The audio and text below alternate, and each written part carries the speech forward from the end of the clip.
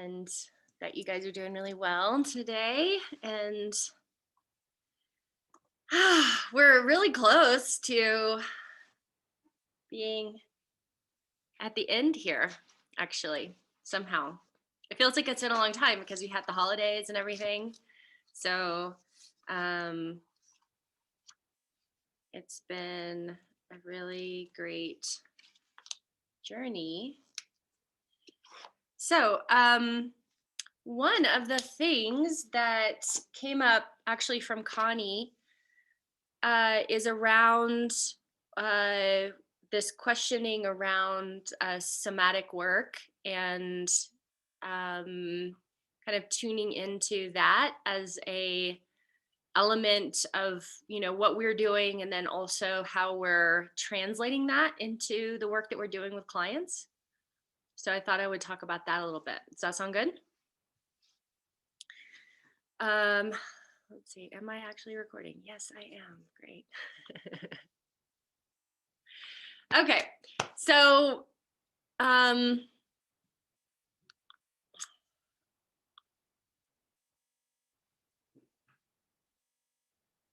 I don't know. I don't know.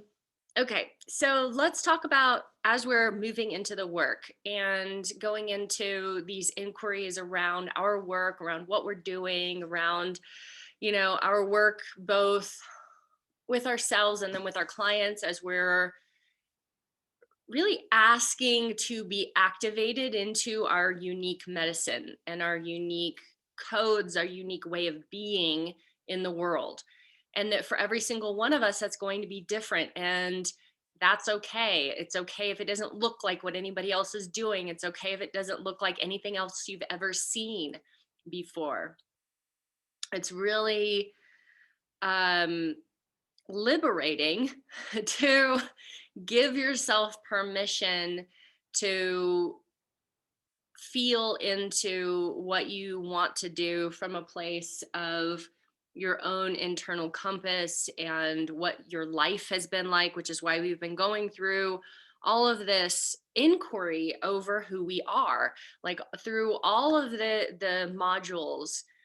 When you break it down and you look at all of the questions that have been asked, it really is going into that deeper inquiry of who you are as a person, being translated to the who you are as a practitioner, and giving yourself permission to unfold into who you are and unfollow anything that is keeping you constricted and confined into something that doesn't fit anymore, or something that could evolve and grow into something new. And on this path, you're going to constantly change and evolve. That's part of the deal. That's part of this whole journey. That's one of the reasons that we do this thing, that we don't know why we do this. We're like, why am I even doing this? This is highly uncomfortable. It's confusing. It's triggering. It doesn't make sense to the general population or my family or anyone else. And sometimes I can't even describe what it's all about. So, why am I doing this thing? Well, because it is to actually evolve and grow and learn and change and develop, and to be of service from the essence of who we are, to be constantly discovering more about who we are and what we want to bring, and how we want to do this and how we want to be of service. So that's where we're landing as we're in this work piece of, I gave you this intense practice, right? Did you guys do the practice? Right? It's a very intense practice of like, moving all the energy and all the things. And I'm like, going, just beating on myself and going crazy. Right? Like, why would we do that? Why would we choose to do a practice that basically is, in its design, is toward ripping our our structures in a way, right? It's ripping open aspects of our energy body and the part of our mind that's constantly judging what we're doing with ourselves, what we look like, how it's presented, how we sound. It's deeply confronting the parts of us that want to have something pretty and cute and organized and precise and know exactly what's next. Because a lot of times in our work, what we're doing is not as pretty and cute and organized and precisely designed to know that this is the protocol of what I'm going to do and this is the result that I'm going to get. Because we constantly have to be allowing ourselves to be in the unknown in this work, where I don't know what's going to come out of me. I don't know what's going to arise. I don't know what's going to unfold, but I'm training myself to find presence. I'm training myself to find a space that is so present that I'm willing to allow what is coming through to come through me in the way that it comes through. And that's why that's why I gave you this practice, because it is about shedding and opening as much as possible to seek to find that place in ourselves that's able to be present, that through all of this activity and all of this sound and all of this movement and this messiness, right, like going into the messiness, that we then find the balance, we then find the clarity and the stillness. We're able to sit in the stillness because we've been into the mess. And also because we want to get really comfortable with the mess within ourselves, because people come to us with really messy, sometimes really, you know, clients will come to you with things maybe they've never told anyone, but that maybe you've never heard something so horrible before in your life. And it's almost like you can't imagine how someone could live their life and actually be okay and be like living and functioning as a human being, having had this occur in their life in some sort of way, or be actively going through something that's the most painful, gut-wrenching, horrendous, life-altering, shattering experience that a human being can have. And you are the person that they're going to sit with inside of that. You are going to sit with them as they recount from the past, or communicate about what's going on in the present, something that is so earth-shatteringly horrible that if we're not used to confronting the discordance of our own self, then we're unable to be with the discordance of someone else's life and experience. And then we will pull back from being completely open. And when we pull back from being completely open, we shut off the ability to bring through what could be the most healing thing, the most helpful thing. We run away instead of really being present with someone. We try to solve their problem instead of allowing them to be with what's happening, and to be the one who can bring through hopefully something that's going to support them. And sometimes we don't know what we're going to do, or we don't know what we're going to say, or we don't know how this is going to work out, because this person could be having a serious crisis, right? So all of those pieces are coming together. And we also, as we learn how to work with this discordance, we're also learning how to work with that discordance in our work, in our session work, because especially when you look at shamanic work, um, when you look at something, that essence of shamanic work, A big part of it is that there is intentional discord. Intentional discord is created. Intentional uh, disharmony is created in the process. And that this can look like different things. But in context of a session, or in context of a ceremonial work, if you've ever sat in a ceremony, right? If you've ever been in a ceremony with a traditional kind of a thing, any traditional medicine keepers, right, who are doing any kind of ceremonial works, you will likely have an extremely uncomfortable experience in the middle of there somewhere. You will feel like you want to run away. You will feel like you've made a big mistake by signing up for this thing. You will feel like, oh my God, can I actually take this? You will feel like, this is a big, whatever it is, like you will confront yourself in the discomfort, right? And it's like sitting in sweat lodge, or taking medicine that makes you vomit all over the place, or you take medicine and you're like, I'm the most uncomfortable in my physical body that I could possibly be, that I've ever remembered being in my body. And we do these things on purpose. We do these intentionally, right? As part of the medicine, as part of the medicine, we do things like burn ourselves and put poison in our body, or put burning drops in our eyeballs, or take medicine that makes you very ill, or like, all of these things are part of that process. So there is the part of it that it is purifying, right? It's going into the cleansing and purification aspect of the work, right? And that's a big part of what it's doing.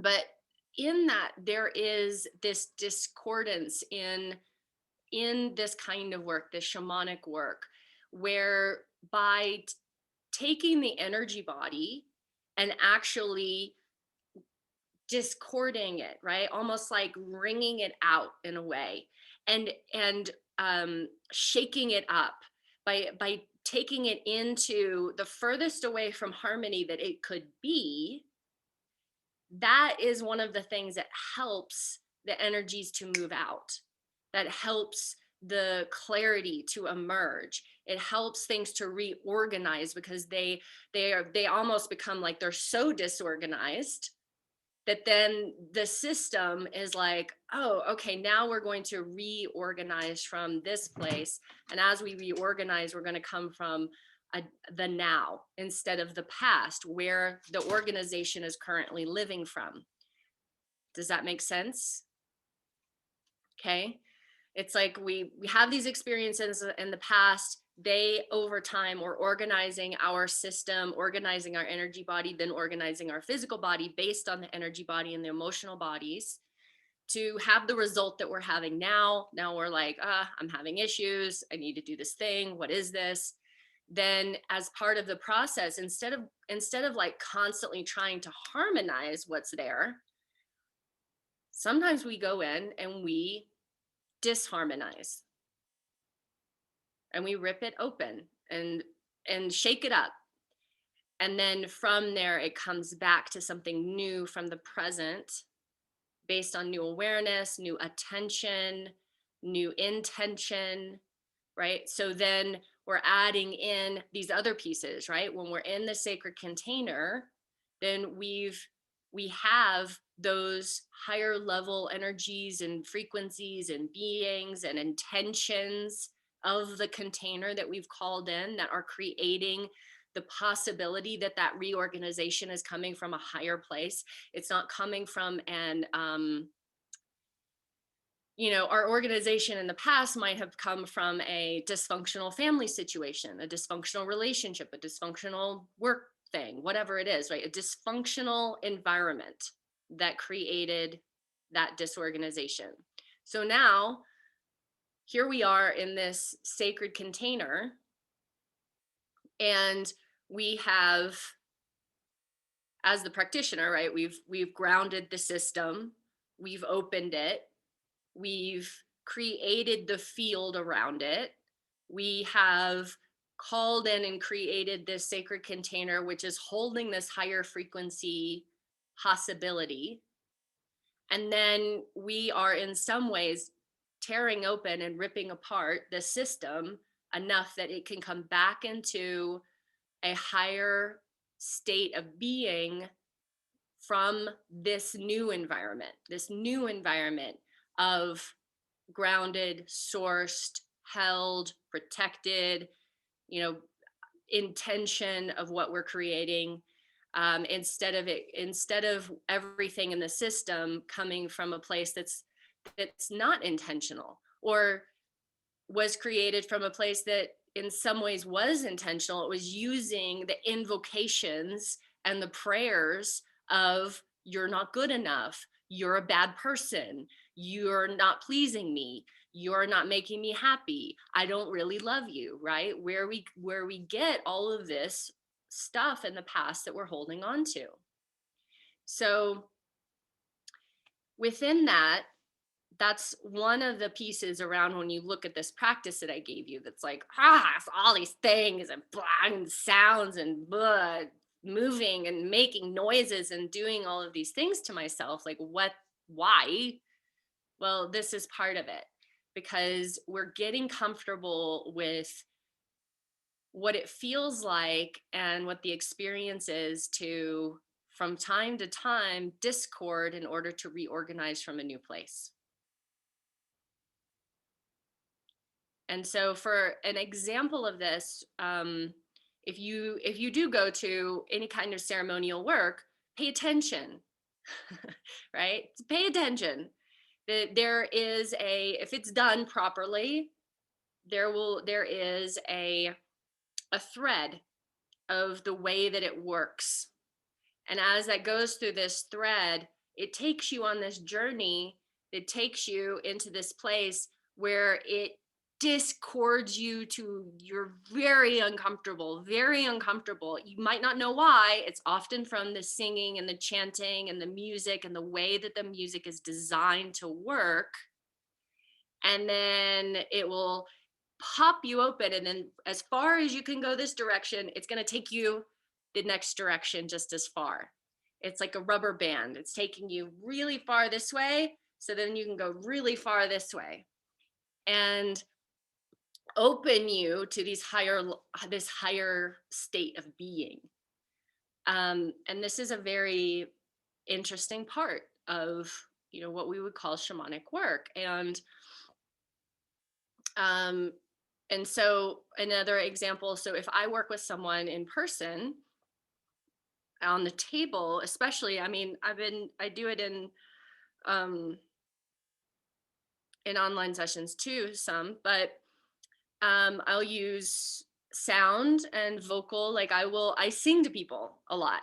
So I sing all kinds of crazy stuff, these songs and chants and all, tones and frequencies into their body.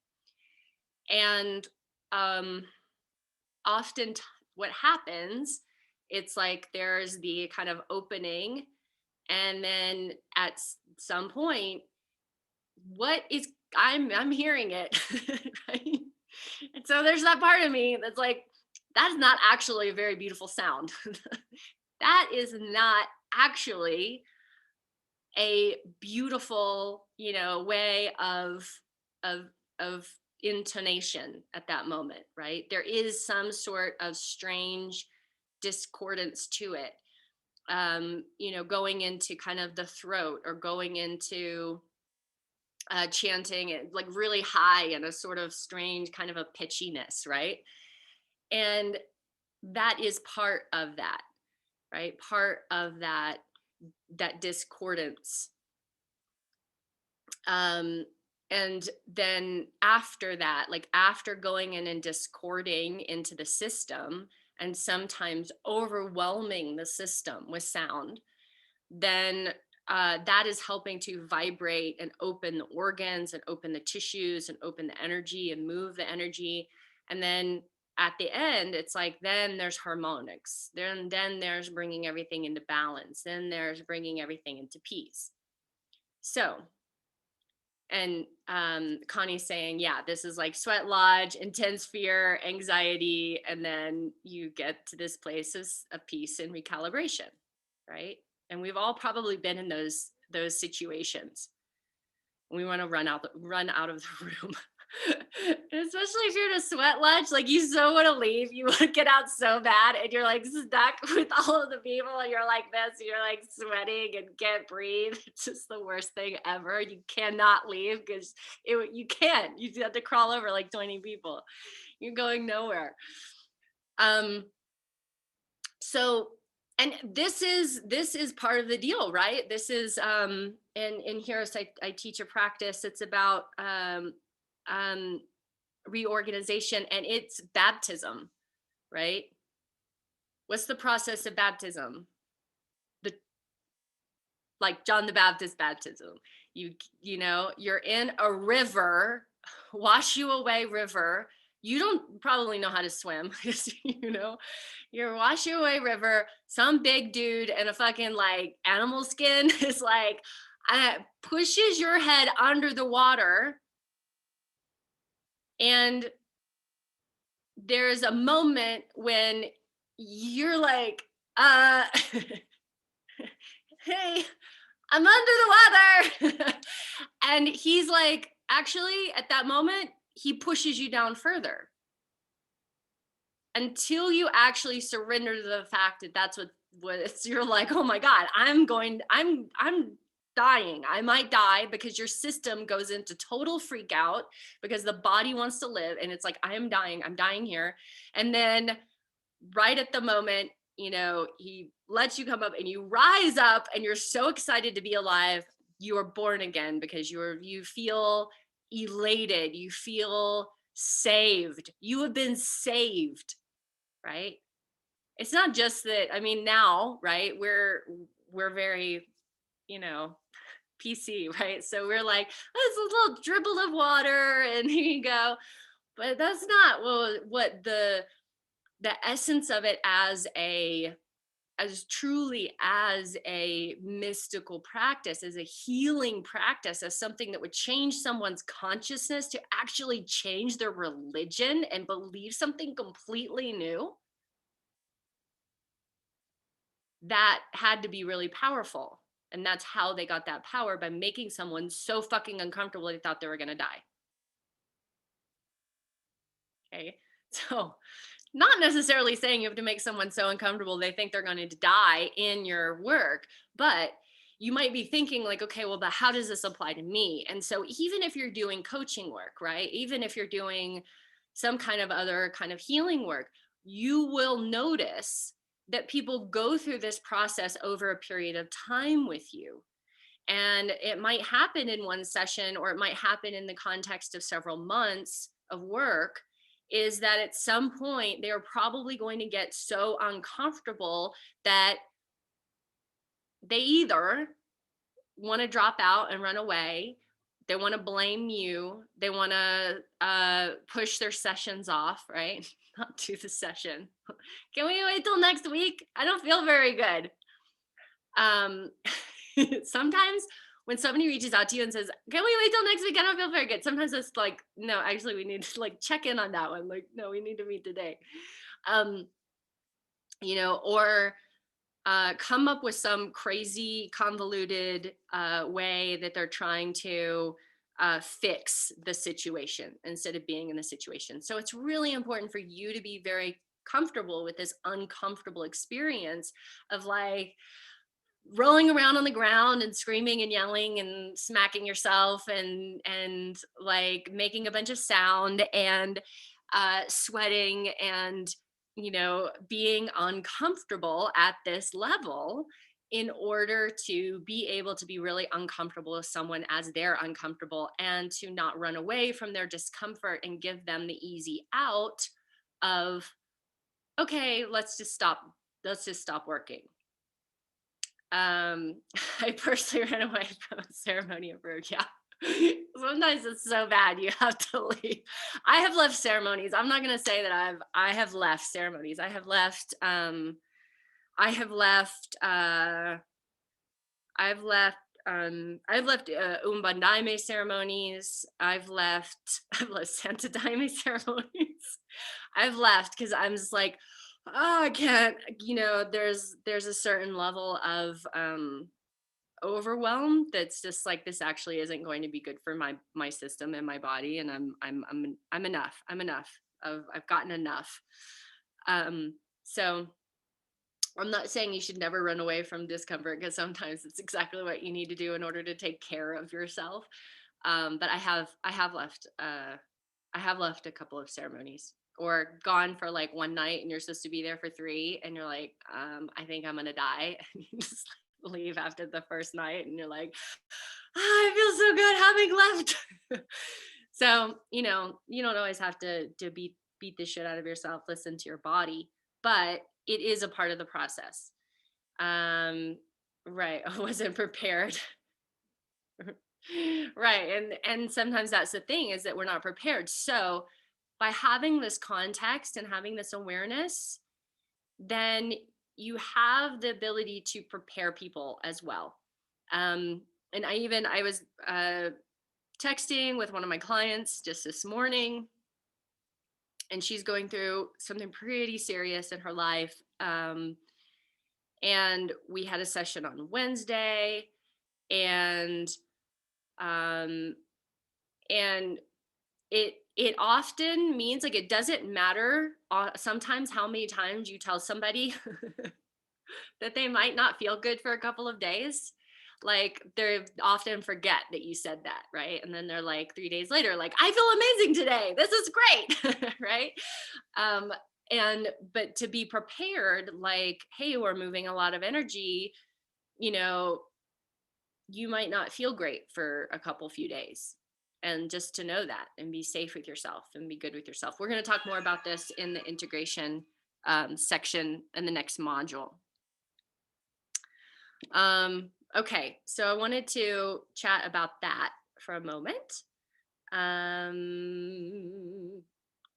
Does anybody have any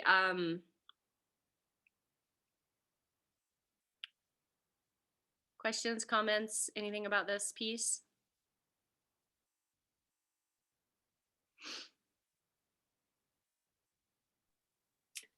Hi, I'll start. Good to see you. I missed you on the last call. Yeah, this practice was the most powerful for me. I found that something happened twice during the practice where my body seemed to kind of start doing its own thing. And that's not happened in any of the other practices, where it had its own process and I just had to wait for it to finish. One was like there was a shaking that was near the beginning, and my shaking was just like unbelievable. And it just started, it was like, wow, I don't know what the hell's going on here, but it's like it definitely just wants to do, my body needs to do whatever it needs to do. And I've never done shaking like that. I have done shaking quite a bit, but it had a life of its own, and it all needed to come out. And then when it ended, it was very definite. It was like, oh, okay, that's done now. So that was very unusual experience for me, but it felt very healthy. It felt like it was really needed. And then there was a similar thing when you asked if there was a message, and I had a message it was about my program.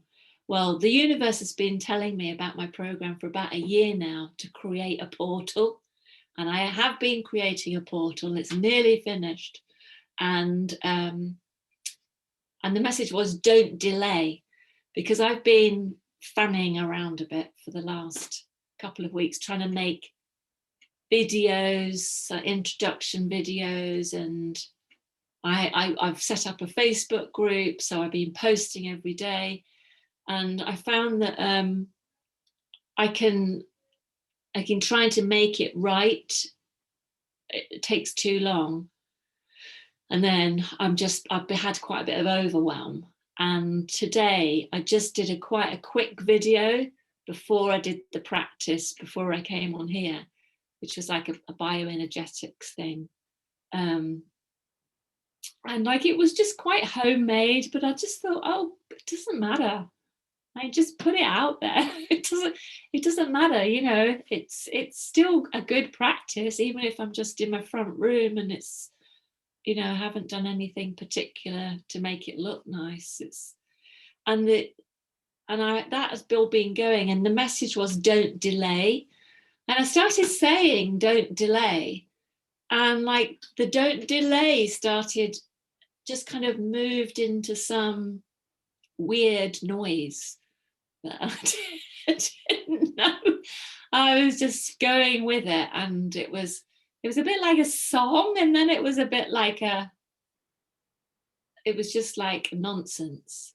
And again, it was like a very definite thing driven by my body, and then there was a definite ending. Yeah, so those are unique experiences for me that I enjoyed, because they felt meaningful and very connected.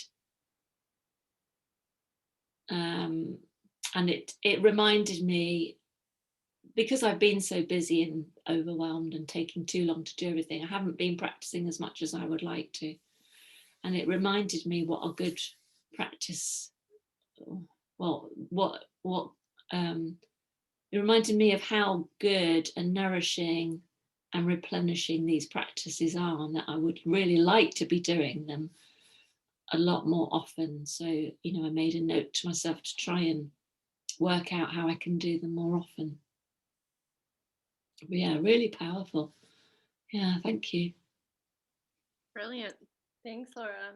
Great. Thanks for sharing all of that. Yeah. Yeah, totally. I mean, you know, it's like we do all this shaking practice, right? And the shaking practice is great. And then it's like the body slowly over time is like, oh, I actually trust this, and then I can use it. Right? I can use this. The body starts to understand its ability to utilize what you're offering it. So super powerful. Who knows what all was, you know, shaken loose and made space for. So that's super exciting, and really exciting about your portal and getting things done and not delaying anymore. So good. All right, anybody else?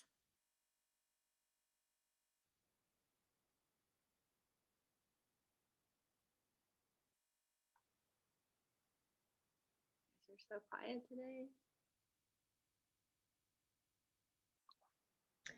I'll share just something a little. Laura, I got the same message the other day, different words, but right here in the heart was like, this is paraphrasing, but like start talking about your work, start telling your story. It's terrifying, even though I have so much. So where I am is, what I notice is I still have some limbs, let's say, tied to the perfection of it all, right? Laura was saying something like that too. And just like like how to say it based on this person's, you know, video sheet. Do you know what I mean? Like, where they're like, if you're going to do the 6S system or something like that, like tell the story and do this and do that. And the second that I do that, which you and I have talked about, when I get into my head and try to make my words into somebody else's process, then I am lost. Yeah. Yeah. So, Yeah. Lena, I'll show you what I don't follow anybody's process because they don't know who I am, right? So for example, I'm just gonna show you this. Can you guys see this? So this is just, I just opened this to a random page. This is my notebook I keep about like all the things that I teach and stuff like that, right? So when I'm gonna go teach something, I want it in my own handwriting. So here is a core of self-care, like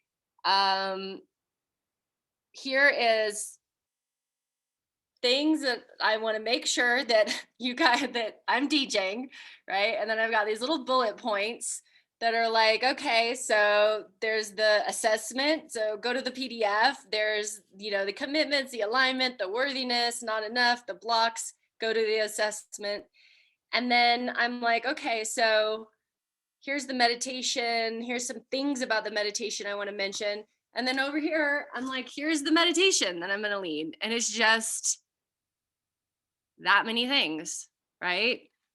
There's the opening, sighing, presence, alignment, put the shaking in, the above, the below, build the central channel, radiate light, call upon guidance, connect to body wisdom, open the areas of body with a spiral, what you need more or less, release resistance, commit, build, activate, radiate, right? Like that's how I lead things.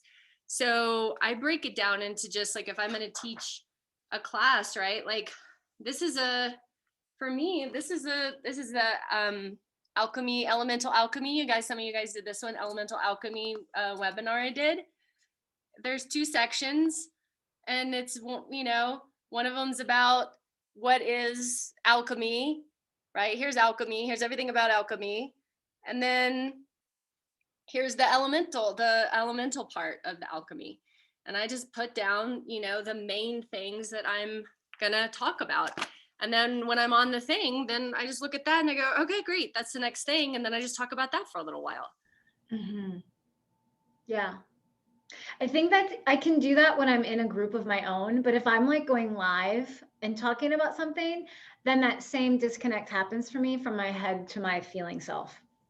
Right. So just do it just as if it was a group that you were leading. Okay. Just back up on it, right? And Okay. just do it as if it's the group.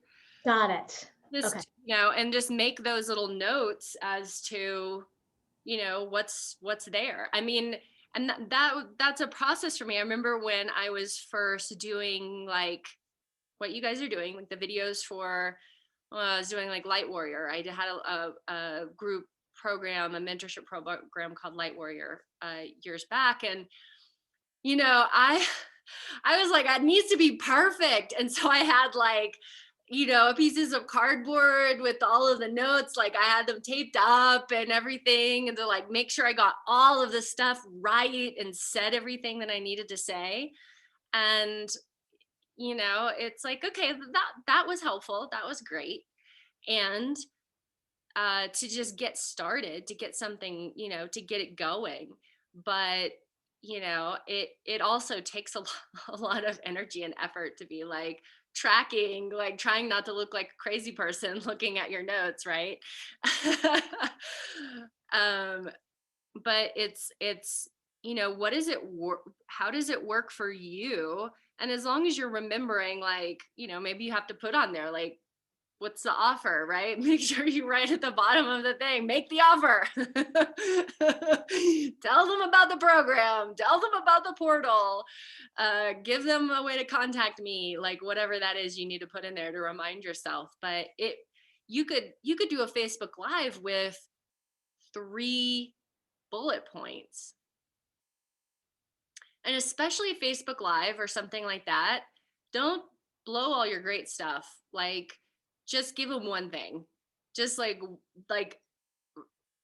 be like, this is what I want to be saying on Facebook, write it all down, and then be like, just choose one of those things and just give them like one bullet point. Like, I just want to talk to you about this one thing, you know? And if you want to know more, let's, you know, reach out and let's chat. Cause that's where, you know, you guys know me, I'm super verbose. I talk like crazy. I want to teach everything. And you do too, Lena. I know you do. Like, you're super verbal. Like, let me tell you all the things. And for people like us, it's like, take stuff out, be more concise, do less, do less, do less. I always do too much. Um, on my little free, I just made a little free opt-in. Some of you did it for the Aligned Practitioner, and I was on the phone with Michelle and my friend Michelle Hawk, and I was like, it's just it's probably too much. It's probably too much stuff. And she's like, and then as I was talking about it, I was like, you know, if it's too much, they probably shouldn't work with me because everything I do is too much. So they're getting a taste of, like, I'm probably going to teach too much. I'm probably going to offer too much. I'm going to give too many practices. Like, get used to it. If you want to work with me, you're probably going to get more than you need. And, like, hopefully you're that kind of person who's okay with that. And if you're not, then maybe you need to find a different teacher.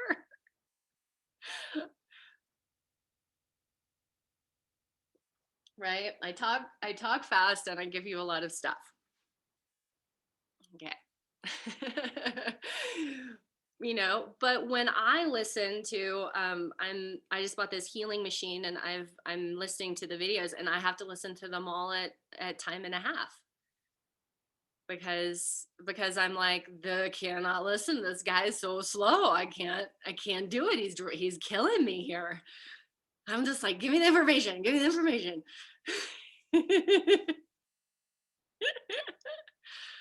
All right, so yeah, anything else? Because I do want to go into Connie's question about the somatic stuff, because this feels like the next piece for um, where we're at. Is this stuff helpful, you guys? Is this bringing up some inquiry around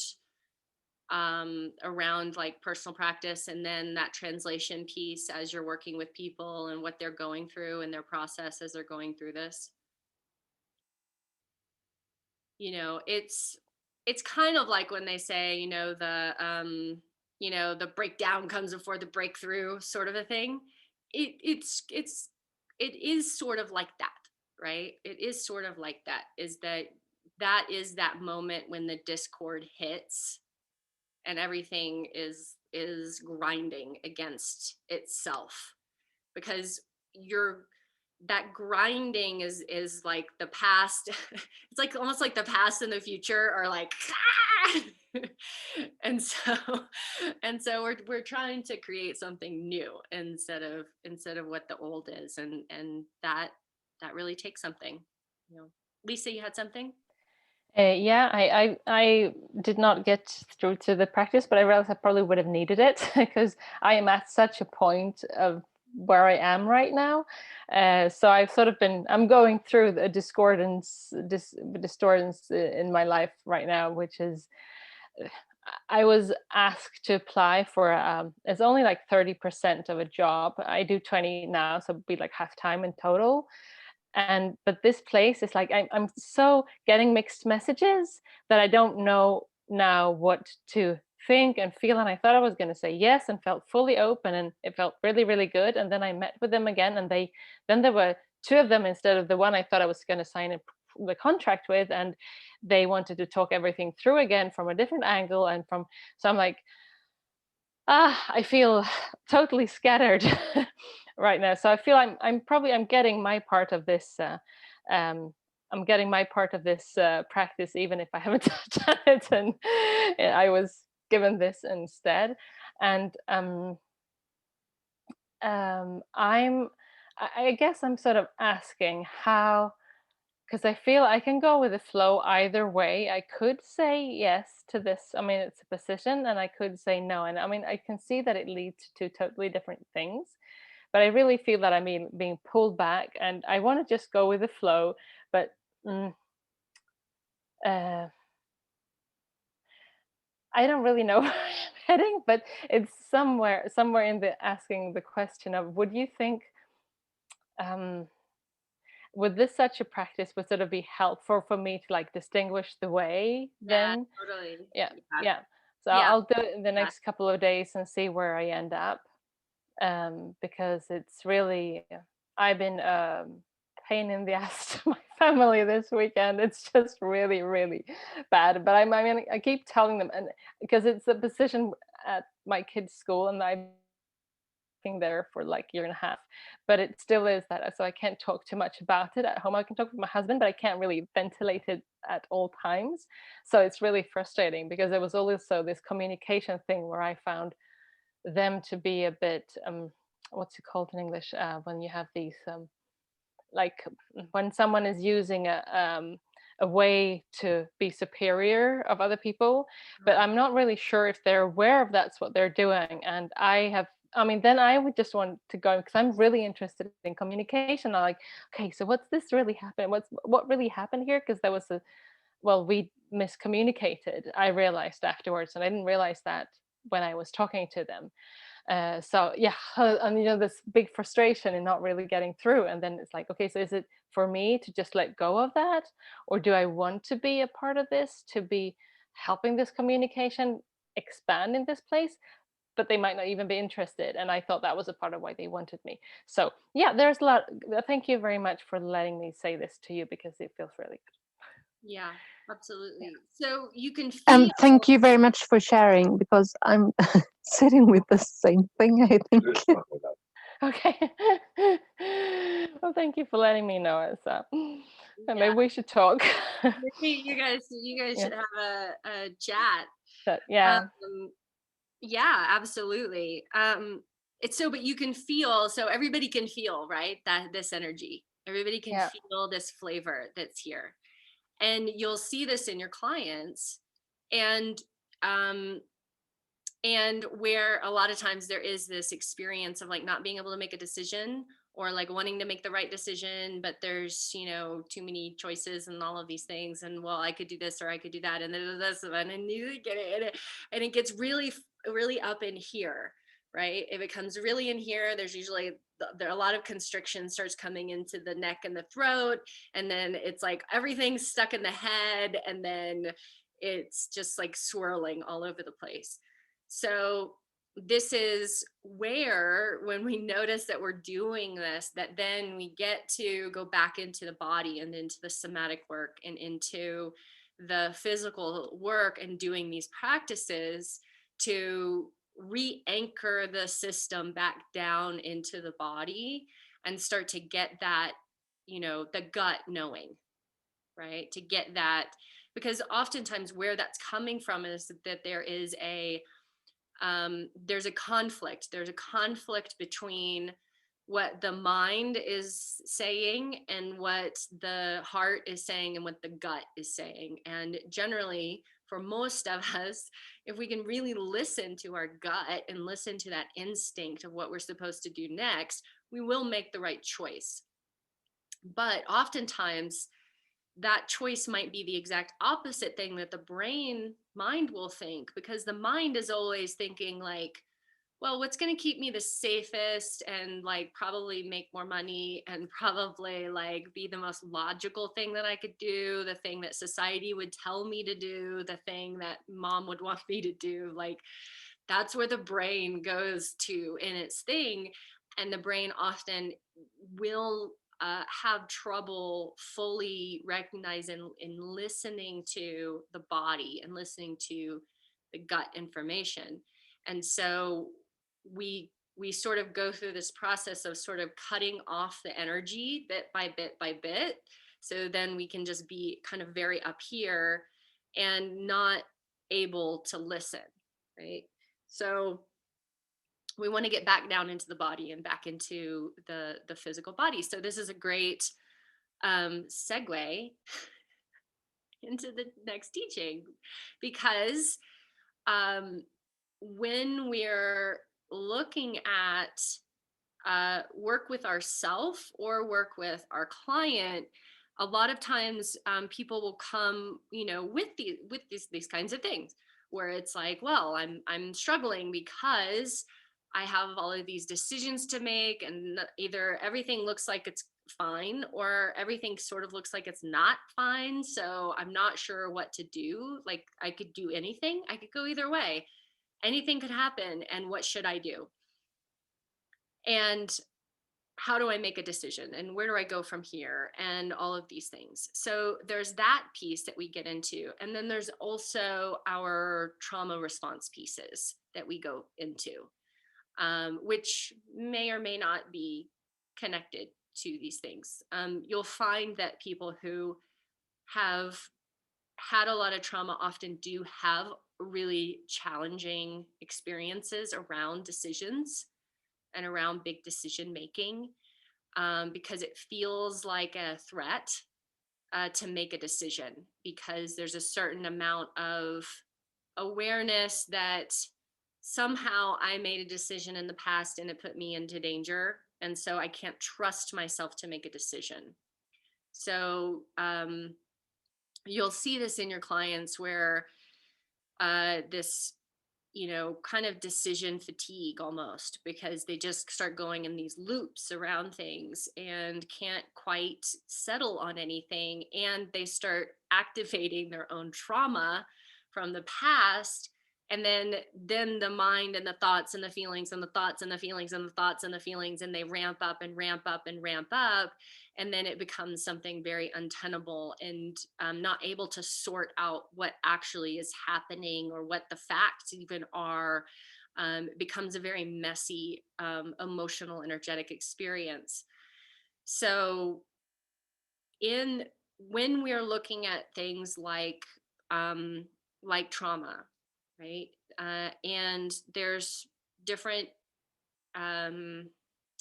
ways that we're looking at how we're helping the system to process. So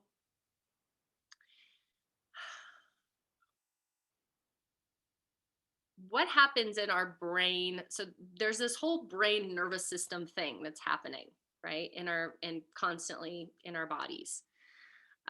We have our brain and our nervous system interacting together with the physical body.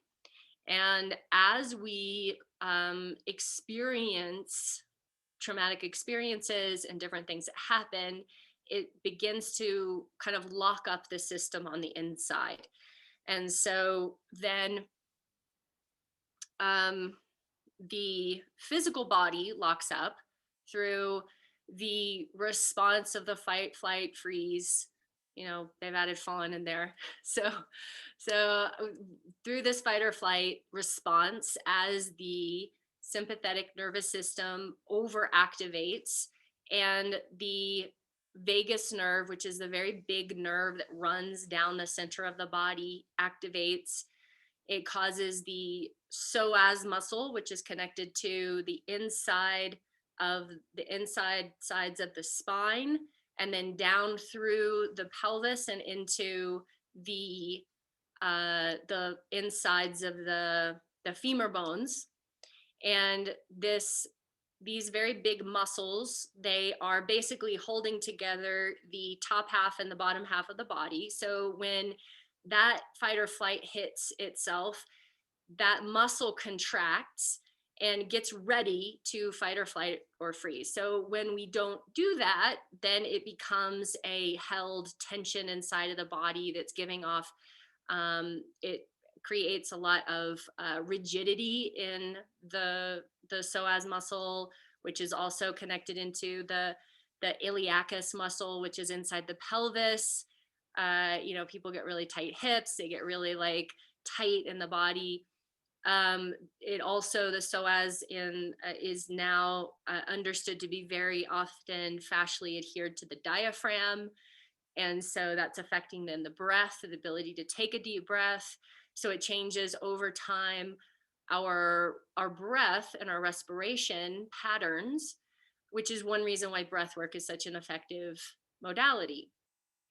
And why things like when you're doing yoga and you're doing stretching and you're mobilizing, stretching the psoas, or doing body work that gets into the belly and works into the pelvis and the belly, that's so effective for these held tensions. So the brain is also involved, right? The brain and the nervous system and the body working together in this response pattern. And then the brain basically is doing its thing, which is finding negative bias and finding the pain. It's finding the fear. It's finding the thing that we should be afraid of, that we should run away from, and it's creating negativity. So the brain is wired to be negative. It's wired to try to keep us safe by looking for danger in our environment.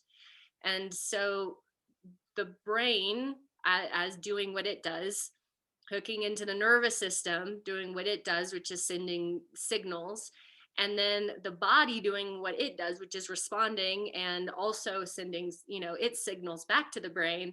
They start working together, and over time, as there's trauma, and then oftentimes people have complex trauma, many traumas, over time it becomes this system that's just worn out and wired into being constantly traumatized, and everything is traumatizing. Everything becomes triggering of this old trauma. And so this is where a lot of people end up seeking help, because then when we're in that space, we're often, really struggling in our relationships because everything's triggering our childhood trauma and our past relationship trauma and all of these things. We're struggling at our work because people we're at work with are triggering our trauma. We're struggling with our kids. We're struggling with making decisions. We're struggling with all of these things. And that a lot of it is based on the feedback mechanisms that are happening in the system based on these old experiences. So, with that, we can talk about it a lot. We can talk about it all day long.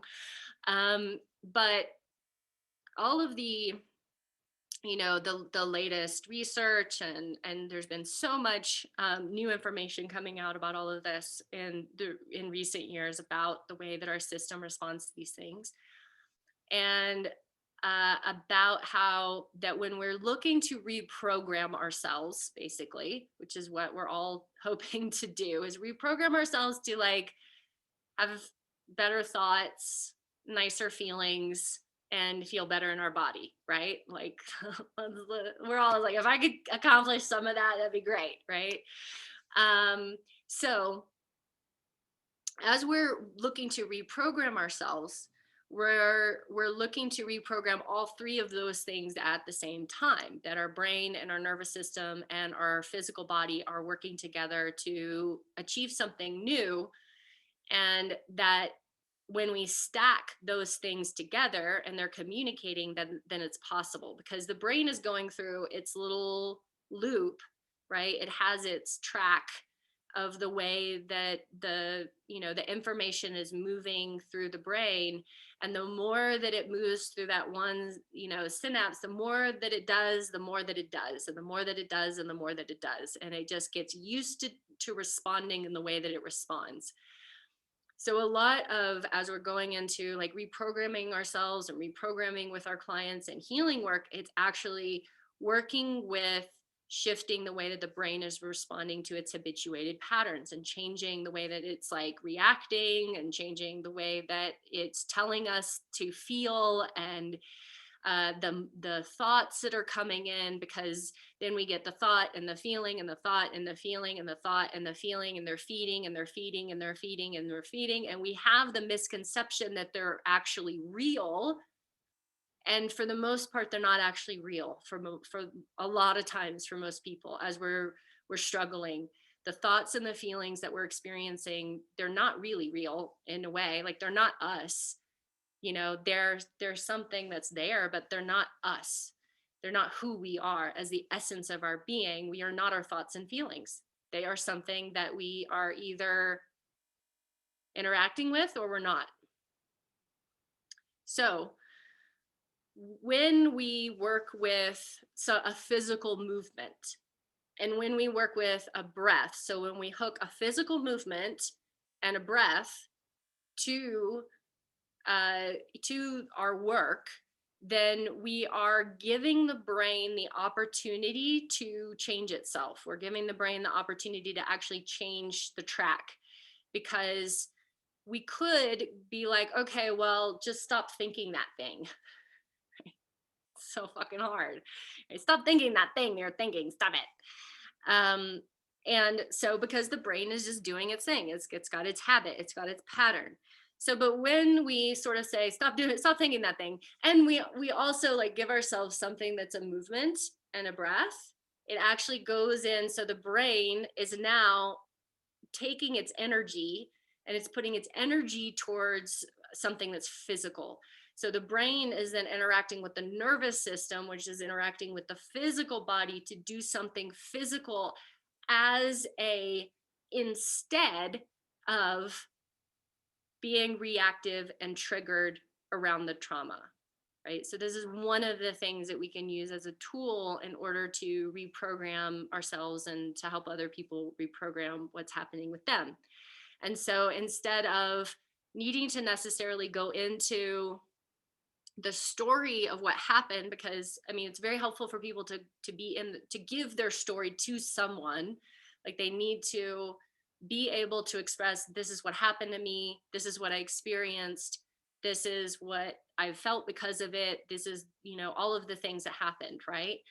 But once someone's told that story and been seen, heard, witnessed, accepted, and loved, even though they've had the experience that they've had, they actually they don't really need to be continuously telling the story, because the story will just keep us kind of stuck in the old, you know, this old response pattern and this old trauma. So then what do is that if you can go into using movement and breath and sound, most people don't want to make any sounds, but you kind of get them to make a little bit of sound maybe. If you can use some sort of movement and breath pattern, then it will help to reorganize the system. It will help to complete the thing that is incomplete. And this can happen in different ways. And you've seen it in the practices that you've been doing. And just like Laura was talking about, this shaking that becomes a shaking that is the body shaking, that is the system taking over to the point where it's doing what it is designed to do in order to release trauma. And Laura doesn't need to know what that's about. She doesn't need to go into like, oh, well, that was because it was when I was 5 and this thing happened to me. It doesn't matter. It's just that was something that needed to move, and now it's moved, and now great, let's move on from here. So we're working with these different movement patterns in order to shift things inside of ourselves. And sometimes we know what those things are, and oftentimes we don't. And so we're looking sometimes for those things that are completions, right? They're completions of energy that we don't get. So remember when we did the building the field, I believe. Maybe it was the cleansing and purification. Do you guys, I don't know. It was on the live call, but we did this.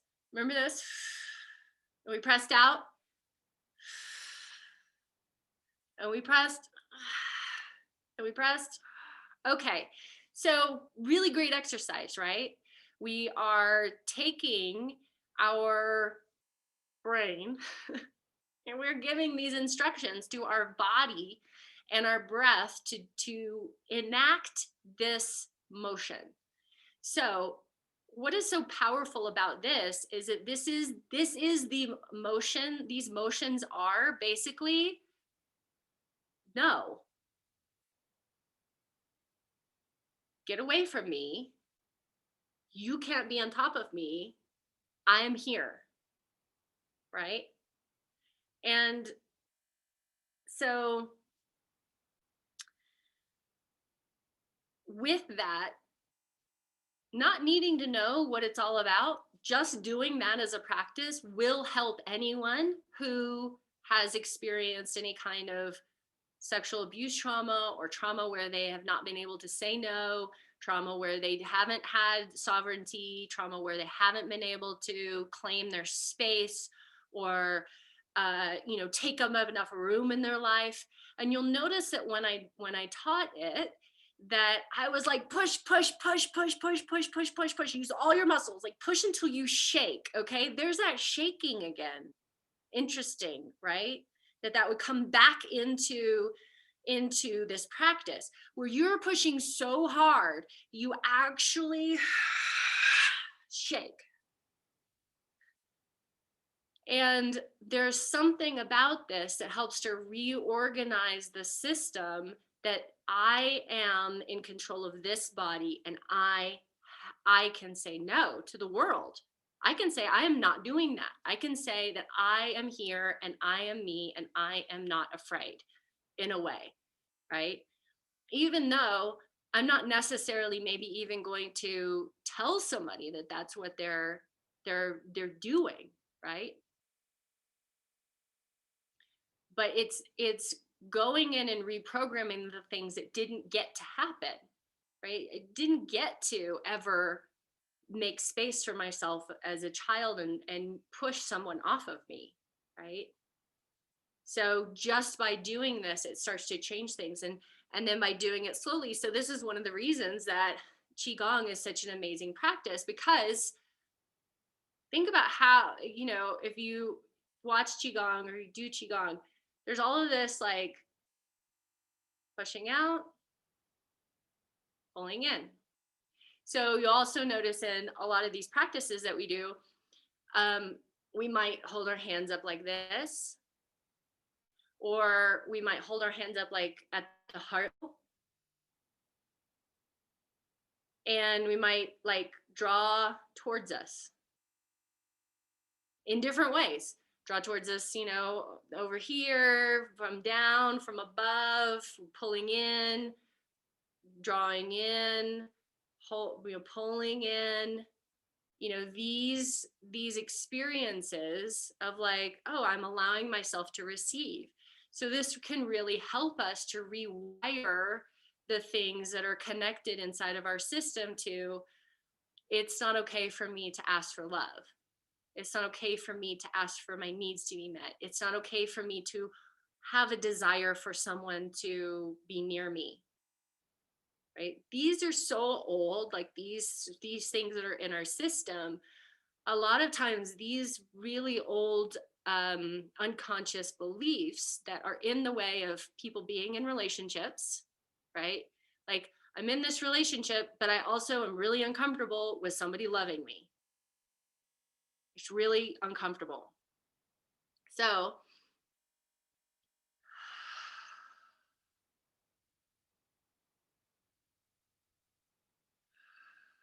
right? It's like, oh, I'm receiving, and then I'm calming myself that I'm receiving. Receiving and calming that I'm receiving.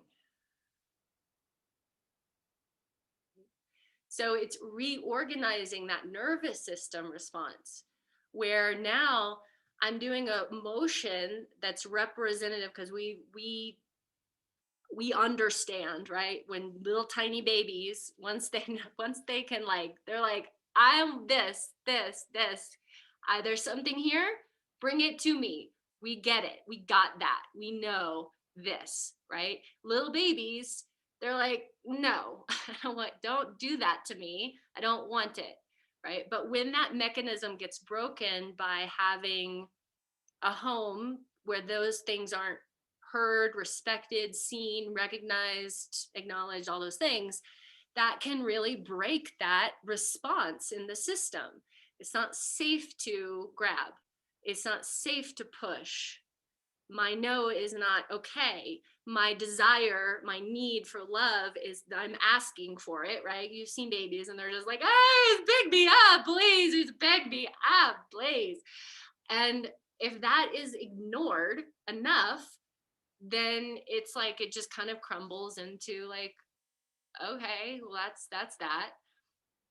So it can be like this motion of like actually connecting to something that feels positive and bringing it in.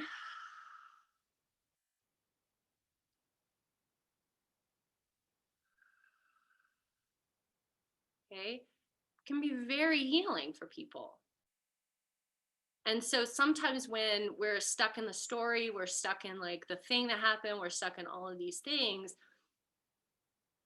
you know, giving someone something that's so simple, even just, you know, in the session, like just, you know, put your hands out and bring the energy in and bring it with your breath. and do it enough times until it starts to feel comfortable and safe. Because sometimes people, if they've really, they'll be like, it doesn't work. And at different places, it won't work. Or like, just put your hand out like this and then pull toward you.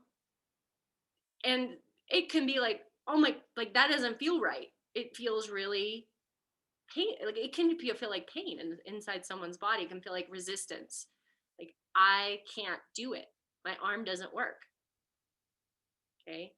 So fascinating, really, that we are these crazy creatures that that we're doing this. So, you know, looking at that and knowing that, right, when you go back in and you look at all these practices that we've done, all of these things that we're doing, right, it's like that clearing the field, right, the drawing in, that whole thing about like pushing down and grounding, right? Drawing the energy down the body, getting it out of the head, out of the over processing, down the body, going up to the light, connecting to the above, drawing the energy down. So this was another reason that we went into in the workbook. What's the relationship with these energies? What's the relationship to the above? And it's like, well, maybe I just need to like stand, like this is the practice, right? Okay, so a couple of you have asked, who are my earth people, who are like, I'm just fucking so in the earth, man. Like, what do I do? And it's like, this might be the practice of just like standing, holding, arms up, receiving, visualizing the cup being full. Like you're this beautiful cup and you're filling and filling and filling from above. And then really feeling into that relationship and how much can you relax into drawing the energy down with the arms. And then noticing, so this is the other piece why when we did the cleansing and purification practice, and then I said, just do intuitively. Okay, because then when we start to get into the intuitive and we start to go, I'm pushing and I'm pulling, I'm creating space for myself, I'm drawing into me, right? It's like, yeah, we're working the energy body, we're working the field, we're moving things out, but we're also hooking into the somatic work of reorganizing our system to be able to be as big as possible, as no as possible, to be as accepting as possible, as yes as possible. Like that in and of itself, like, can you imagine if we had the biggest no and the biggest yes that is imaginable, then maybe we wouldn't whiffle waffle in our indecision making, because we'd just be like, well, it's a no. I don't know. I can't. I don't know why, but something in me is saying that this is a no. So, or something in me says this is a yes, and so I'm just going to be a yes, right? So, okay, is this helpful, you guys?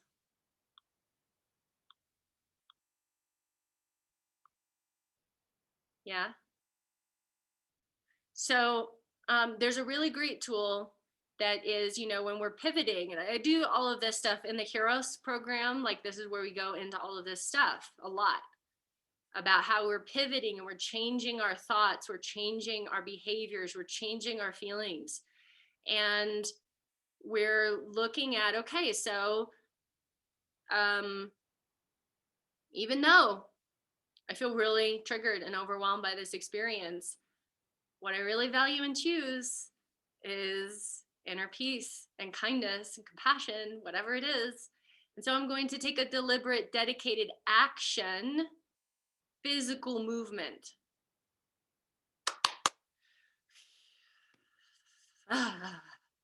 Doesn't matter what it is. The reason why it doesn't matter what it is because it only has to be calling the brain's attention to doing something with the physical body so that it gets the brain out of its patterning and its looping behavior and its reactive behavior, because it becomes an action, which means there's a choice. There's a conscious choice involved in what I'm doing.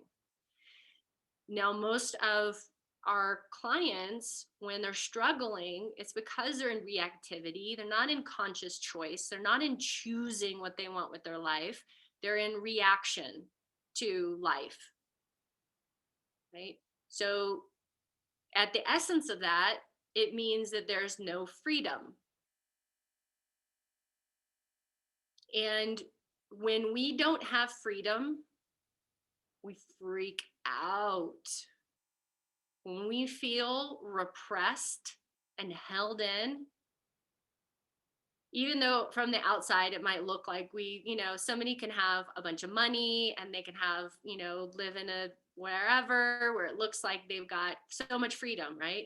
But if they feel internally repressed and held and restricted, their response to life is going to be problematic, right? There's going to be probably some sort of coping behaviors and mechanisms through addictions and different kinds of things, reactivity in relationships, different kinds of acting out because of that sense of repression, right?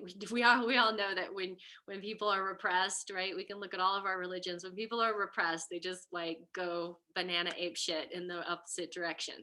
So it's really the same thing where we're repressing ourselves through being unconscious, through not having choice, through not having an ability to make a decision that I'm choosing consciously to come from a different place than my conditioned patterning reactive behavior that was given to me probably by my parents.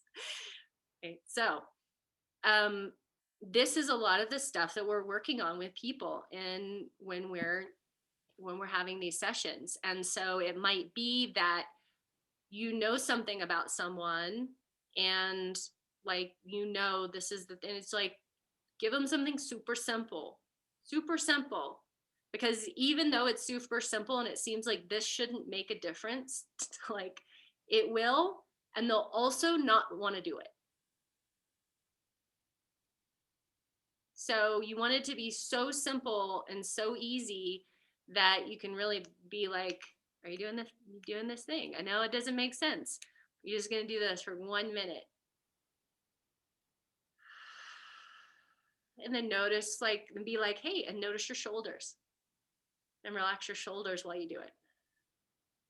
And then smile while you do it. Right? Oh, and then move the rest of your body a little bit while you do it. So then that, right, is bringing a little bit of flexibility back into that psoas muscle. It's relaxing the breath. It's bringing long breath in, right? So anytime that you're taking a longer exhale than inhale, you are activating the parasympathetic nervous system.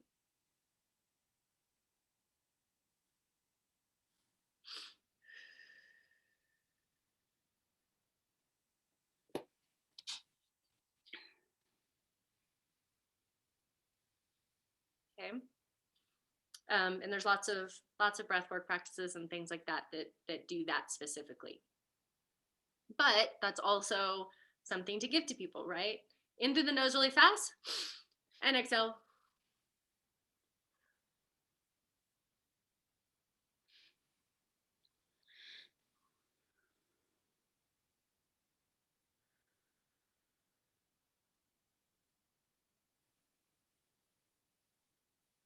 And you can see just one breath, it actually changes things.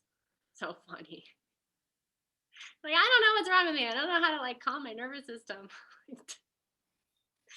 But you'll notice if someone isn't actually trained that that's the truth, if you tell them to take a breath when they're in this activated state, they'll go,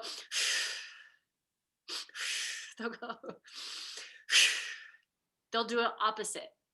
they'll actually do more of an activation of a sympathetic breath with a generally a longer inhale and a slower exhale.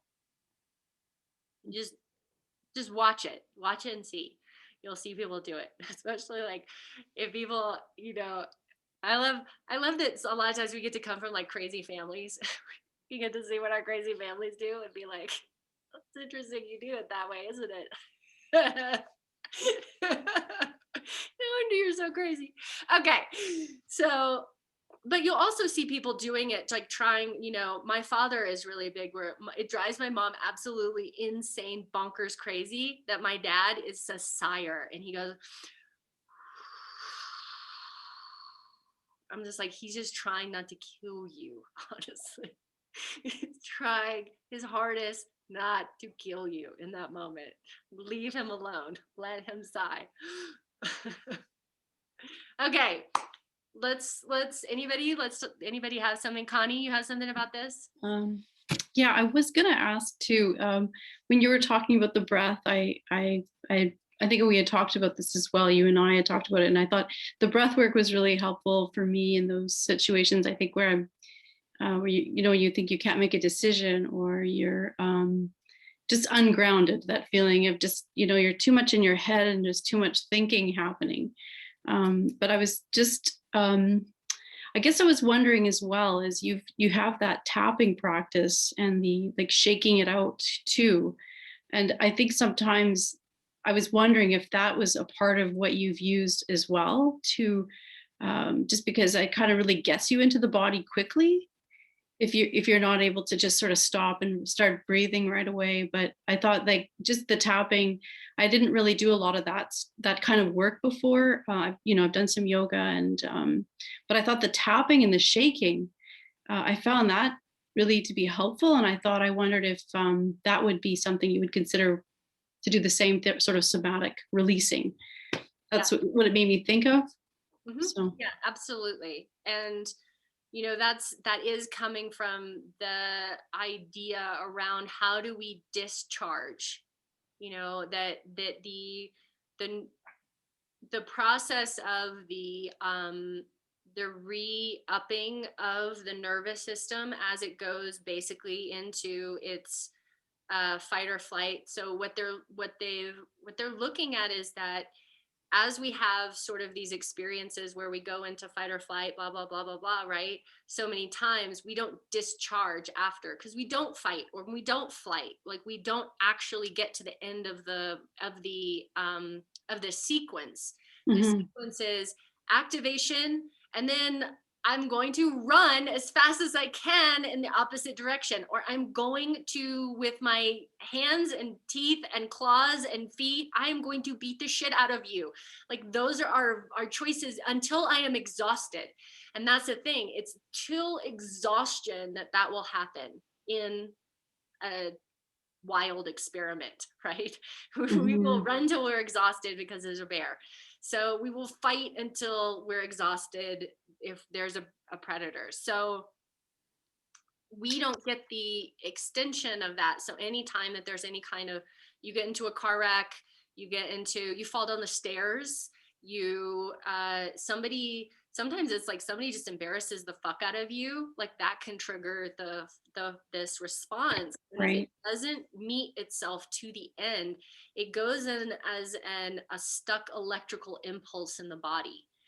And so we want to discharge the electrical impulse.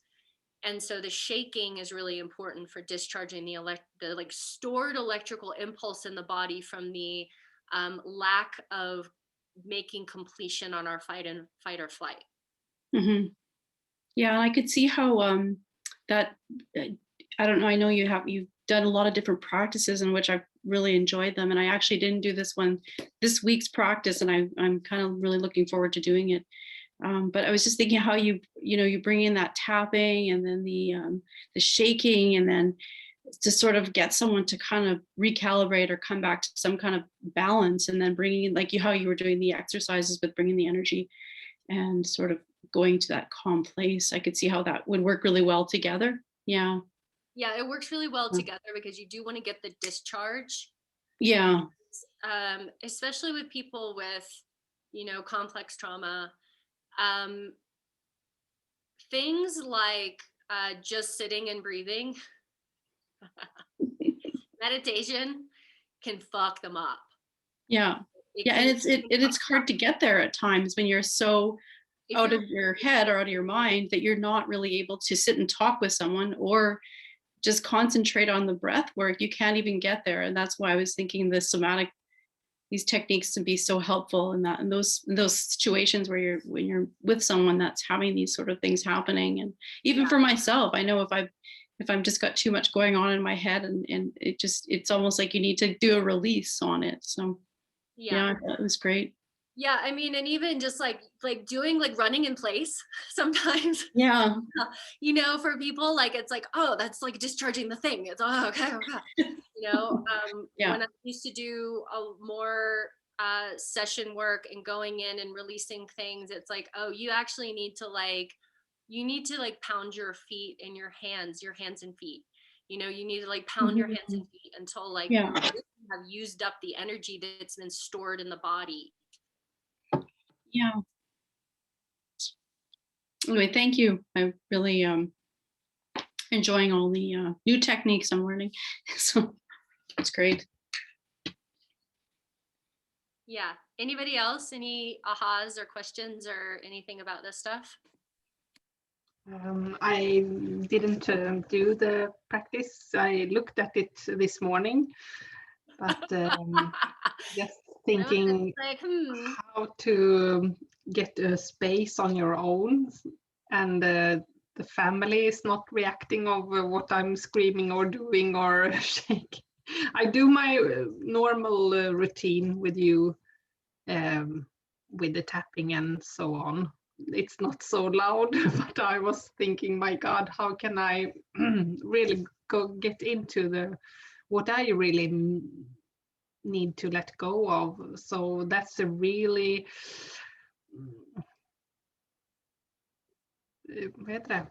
yeah. stress for me. Yeah. Yeah. And it might be like, hey, can you take the kids and skedoot out of here for an hour? And like, so I can, you know, just like be alone and, you know, do something. Should you say? I'm Yeah, just really, hey, handful of my body. yeah, I'm, you know, or I'm singing or something. Like I'm singing and I'm embarrassed. If you don't want to say the truth, right? I don't want you Yeah, I've been singing a lot because I really like, I sing to YouTube, and my husband is texting me, who kills the cat? Oh no. Well, but I just have to sing, you know, I have to get it right. out. So. Well, you're probably going to have to do all of this other stuff too. And, you know, this practice that I gave you guys also is really helpful for, you know, clearing and opening in a way that is in preparation for channeling work and for, you know, these kinds of works that, you know, bringing stuff in and being able, you know, as we are, if you're wanting to move in that direction and work on more clearing the channel and being able to be that, you know, it's really helpful to like spend a lot of time making sounds and, you know, moving sound through the body, because it definitely is supportive of bringing stuff through. Should I do, I did this clearing and purification, this long, like 22 minutes every day, but should I change to this instead? I mean, you should try it. I don't know. I don't know. You should do what you want to do. Yeah. Do it at least once. Mm. You know, and see what happens. I have so many clients now as I work as a career coach. So I have like 13 persons in one day, skipping from one to another. I'm totally, I can't move from the computer because I I text all what they are saying, and I'm coaching them, and I'm pushing them, and so I'm having a migraine attack in a week now. Yeah, that's Before I always have it on the weekend when I relax, but now it's come in the middle of the week, so it's not good. yeah, that's too much. It's too much. And I explained to my boss I had a call with her, and I really had to explain how I'm working, because I said I'm really going in with this full energy. This is not I take lightly. I'm fully focused on them, Yeah, and I give them my all when I do it. yeah. I don't like to see more than 3 people a day. I'm like that. I'm full. I got 3 people. I'm full, right? And it's, you know, it's like there's this kind of the corporatization of you know, both physical and mental health in our societies, that's somehow is under this insane directive that healing and therapy and medical care should look like stacking people one after the other after the other after the other with no breaks and no ability to, you know, take care in between. It's insane. Is actually insane. And it's something that really needs to change in our societies, that we think that people should And I do also, like I listen to their fears, and I can help them go deeper. So I'm really working my ass off, not just asking what job they did they search or apply for. So right. I'm going much deeper. So and I just had this trauma with one client. She was yelling at me. She was it was wrong with the company, it was wrong with the government and everything.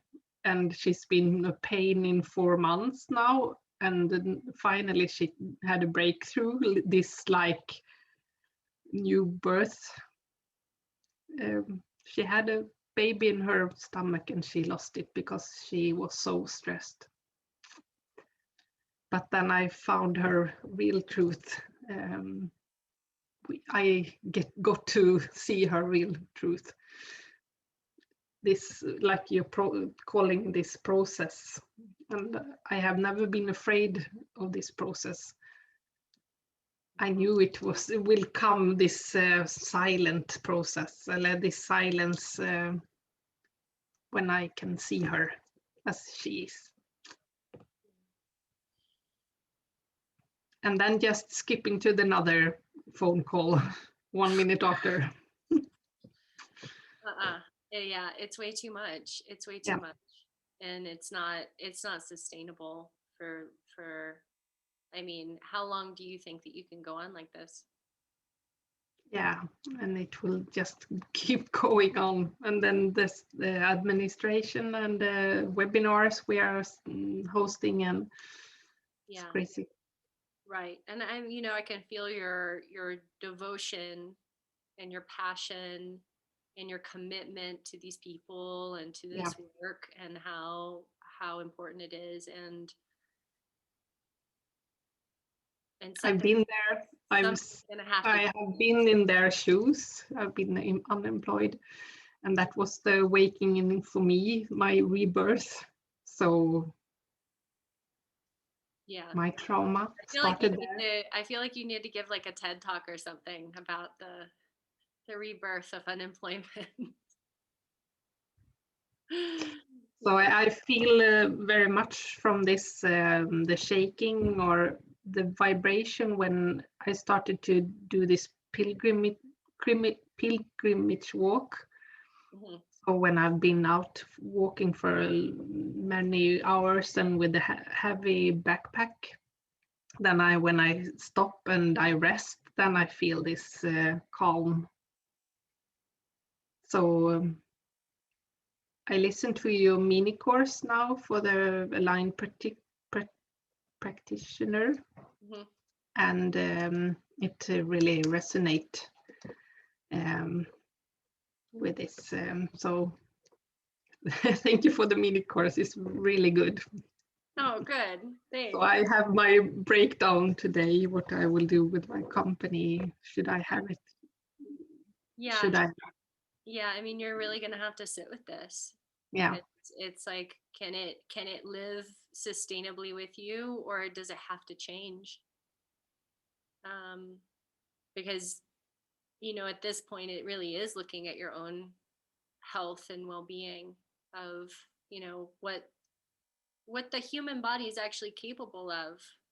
And it's like 13 people a day with no breaks is not, it's not sustainable. No. And, you know, it's like nobody can be that much of a superhero, you know, of to be able to keep that up and not have some repercussions of it in some kind of way. Yeah. Yeah. And nobody will thank me after.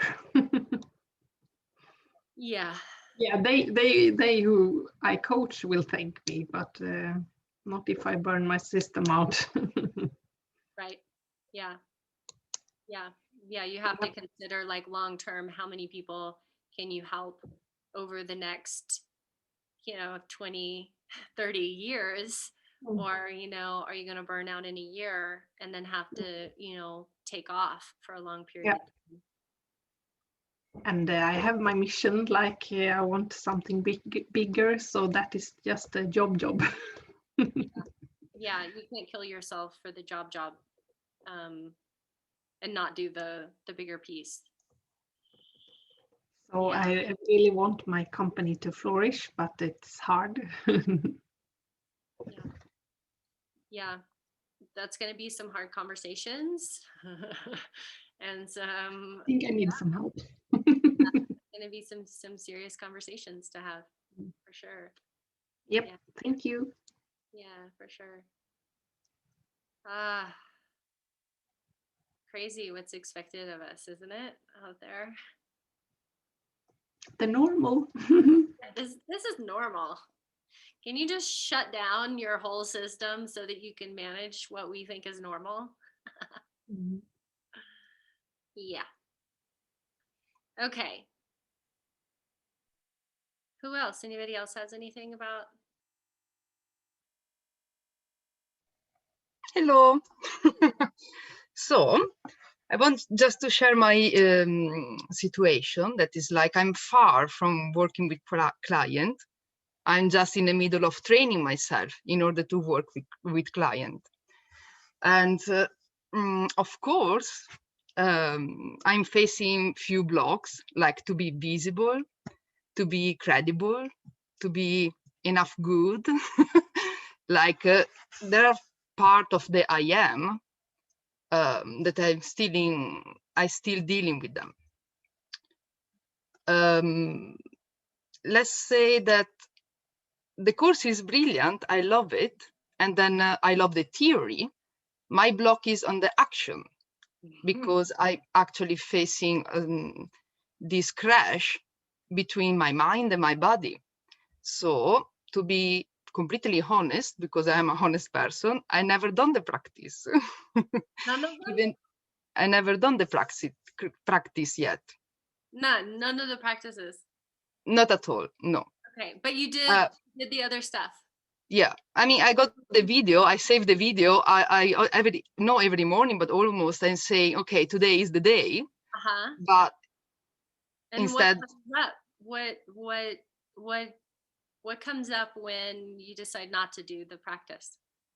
I do inner work, like I work with shadows, and then I put myself in meditation, long meditation, like 2 hours of meditations. Okay. So yeah, because I'm in this situation that I do so many courses because I want to train myself, and also I want to build up the courage to face people Mhm. because I know I can be a contribution for people. My background is on objects, so I never work with really, facing people. So, and I know that I can be a contribution because I have a knowledge and I have some skills, but I'm freezing. I'm freezing on action. So, Do you have any physical practices that you're doing or that you've done? Things that you've like? no, not recently. I know that I have to kick my ass up and then do something, I'm And curious as far as like, do you feel like there's something you're afraid of in the body? yeah, for sure is maybe now is not the place, but for sure is interconnected with the how I resonate with my body as Yeah. well. So I'm sure there is. I know that there is something. So yeah, but yeah. Yeah. that- Yeah.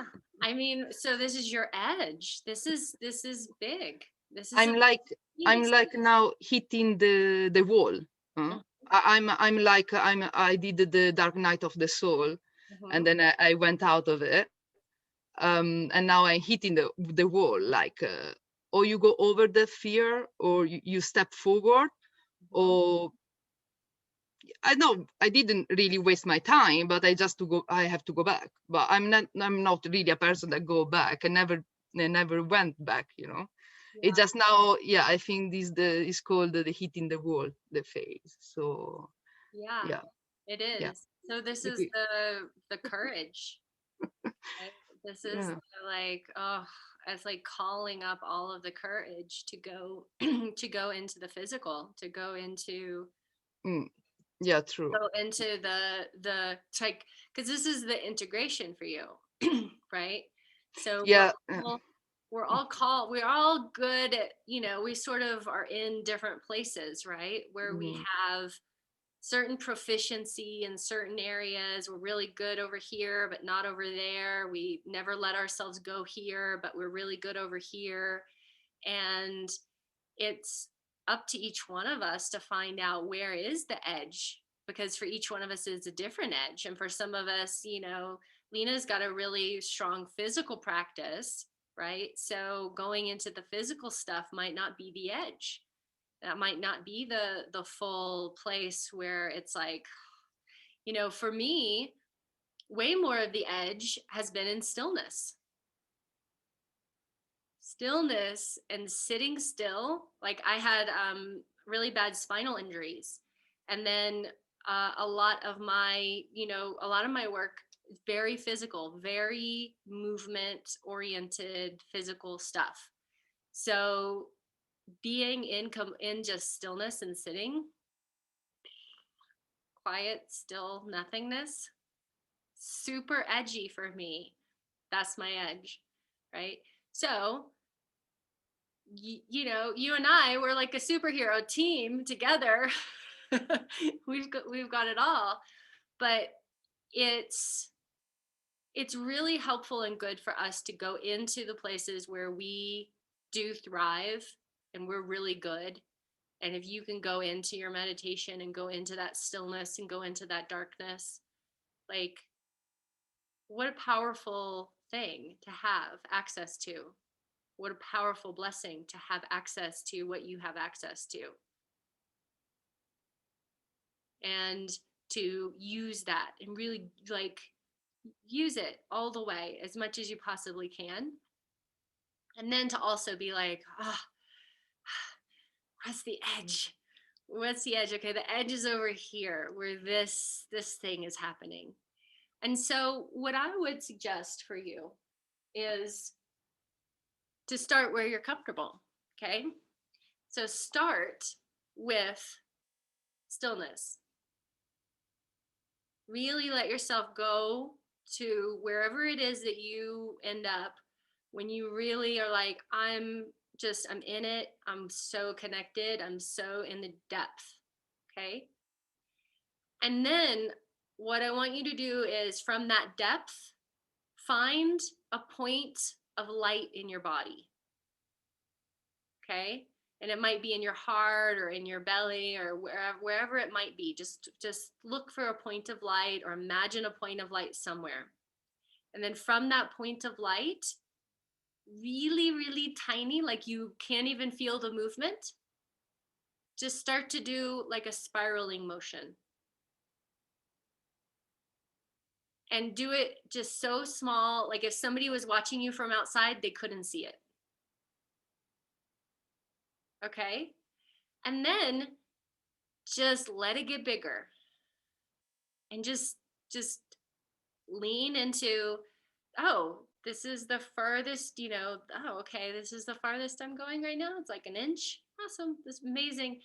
And just really feel that light, feel the opening, feel the breath, feel the energy, like let the body be safe from where it begins and just let it start to open. And just have that as that's the mantra of the spiral, is open, or I am open, right? So you can just use that little mantra on the inside of just like coding that in. Like, oh, I'm open. And, maybe it moves into the shoulders or your pinky or your head, right? But just letting it like slowly move through. And it's almost like being that bud, right? And it's like, here, you're very good here. And what a beautiful thing a bud is. It's so beautiful and precious and pure and sacred that this bud has in it. And then just like see what happens when the bud starts to open, and it's like, holy, there's a whole flower in there. Who knew there could be like all this amazing blossoming beauty? And just letting that bud kind of slowly unfold, and like not forcing yourself, not pushing it, not making yourself bad or wrong for not having it figured out yet, but like finding that unfolding from where you already are. Thank you. Precious advice. And I'm here as well because now I feel aligned with what I'm doing. And then I sent you a message, and then I went through so many integrations of the courses that I've done. I finished the foundation of the shamanic wheel, and then the channeling course. So I think I have done, and then I took the occasion of this course because it's brilliant. When I heard of that, it was very on my plan, on my path as well, on my way of what I'm trying to build up. But I eventually did so many things in a very short time and all together. And then I just, because I used to do yoga since 10 years, not that acrobatic, just, normal yoga. But yeah, I feel like stuck on my body that I never felt before. Yeah. And so, but I didn't want to give up this course because, the modules are brilliant. And then as soon as I found the time, I just catch up. So now I also feel that, in fact, I'm not really judging myself. I also feel that now is the right time and it's meant to be on the point that I am. I couldn't haven't done it before. Yeah. So I'm really actually happy to be here tonight, and I feel in connection. So instead than struggle before to be disconnected and just stay in front of the screen, that also I'm dealing also with that because it's kind of uncomfortable. But as soon maybe I say something, I notice right now that I feel not uncomfortable as before, that I wasn't even trying to say a word. So it's a progress and a process more than a progress. I mean, they are both. Anyway, yeah. And then, for sure, I'm going to follow your advice, and thank you. Absolutely. You've done so much, and we all do that, where we're like, do too many things at once, and then we're like, Wah! I don't know how to integrate all of this. It's too many things. So just, and that's why you guys have access to this. You guys will be able to come back and do it next year with the group if you want, and redo it again. Like, this is, you guys have this stuff. So, you know, go back. Oh, I didn't really do that one. I don't know why I didn't do that one. I wasn't ready. Just take the judgment out, take the shame out, take all of those things out and be like, that wasn't the right time. Now's the right time. You know, no big deal. Yeah. I was gonna say, I'm so looking forward to going back again and again and again. So it's just great. Good. Yeah. Anything else, you guys? I think just one thing that I realized that you probably had said early on in the course. So yeah, I do move a lot. I enjoy it. And it's just part of who I've been for a very, very long time. And I realized the other morning when I was doing my quote, like, you know, my workout, right?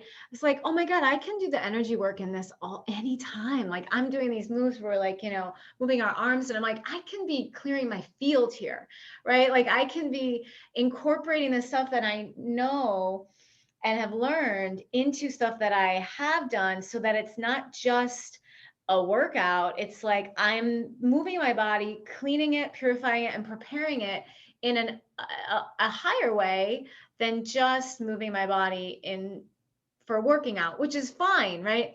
But when we have like, but when you are like me, or maybe like all of us, where we're like, oh my God, I have to do all these things, or you have many things that you want to do, how cool is it that when you harness them, that you can put them into what you are doing and then make it work for you. So that just felt like something really cool that I realized for myself the other day. So it's kind of fun. Yeah, absolutely. Totally. And that's the truth. It's like that, you know, use the concepts from the grounding practice, use that when you do squats or push-ups or, you know, anything that you're pushing, like really bring as much awareness of the energy coming up into your body and then pushing out and down, and using that energy coming up to propel you through your motions, or, you know, if you're lifting something or pulling something down. I'm a little sore. I did some push-ups yesterday. I was like, I gotta go do push-ups again. I just like I've gotten off of it. So, you know, use those practices in like you're saying, everything you do. You're going hiking, you're going running, you're riding a bike, like think about it. Bring it in. And you know, honestly, like as soon as you think about it, it's happening. And you're like, oh wow, this is different. Okay. When you're painting, right? You're making art, right? Like, how is the extension of the energy moving through your tool, right? Like, what is a channel? A channel is a medium. What's a medium? It's pencil, right? So medium, the medium is you as an artist, is your paint, is your pen, is your whatever you're working in. So how is the medium the channel for the energy or the information? And then how is the hand connected to the body, connected to the feet, connected to the earth, bringing the energy up and in and moving through you? So you can use it everywhere.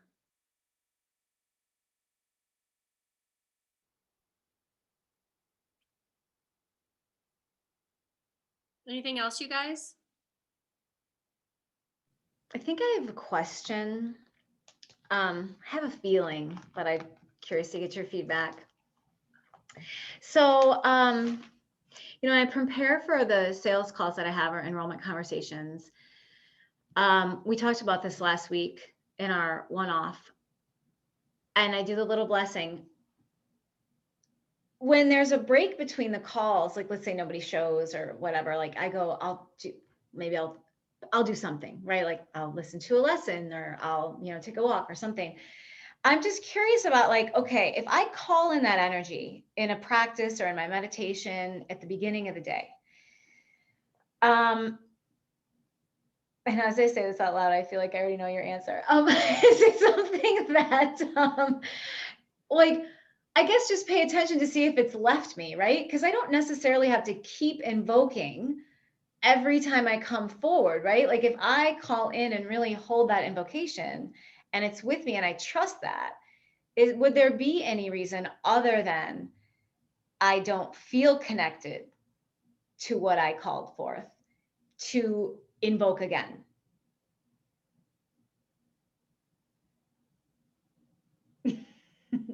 What's your answer? Like, You feel like I already know the answer? yeah. I mean, you know, it's kind of nice, like if you're like in between, like just Yeah. shake it out, Mhm, you mhm. know, and then at the beginning, you know, have another gesture, Okay. right? That's bringing it back in. Okay. Right? That could be helpful just as a, you know, Synchronization. bookends, right? Okay. Bookends of intention. Okay, great. Yeah, that's helpful because I do feel like sometimes it's like, okay, if I'm going, you know, and they happen to be many, or I don't have a lot of time between calls, or I have just enough where I'm washing my hands and shaking it off, that feels pretty good. But if there's a longer period of time, then yeah, I think that a little bit more could, just that little bit could be. Yeah, just a couple movements, and then, you know, just reset. All right. Thank you. Anybody else?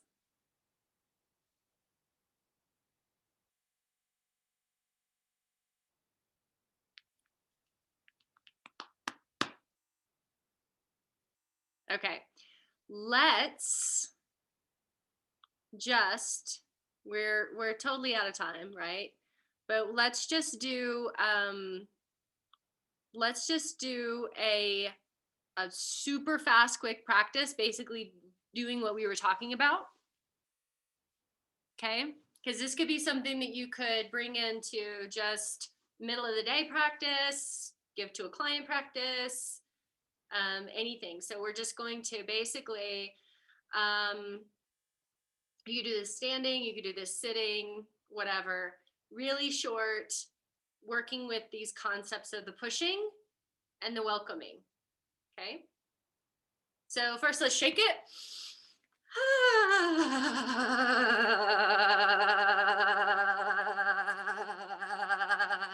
Using the sound to help clear.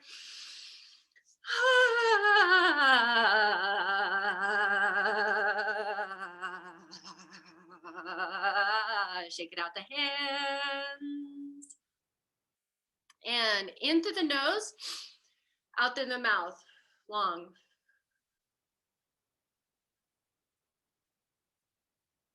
So here we're just activating that parasympathetic nervous system. Do the 2 more times. In through the nose quick, like a sniff, like a snort, and then out through the mouth.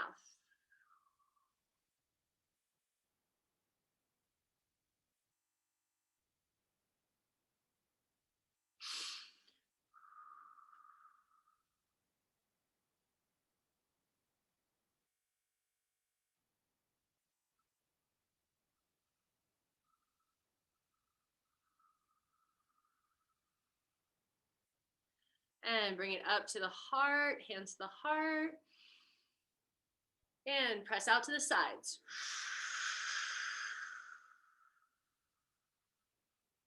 In and out to the front.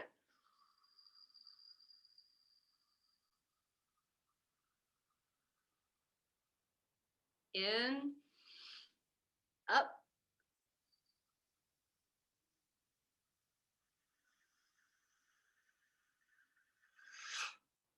in the heart, and anchor down.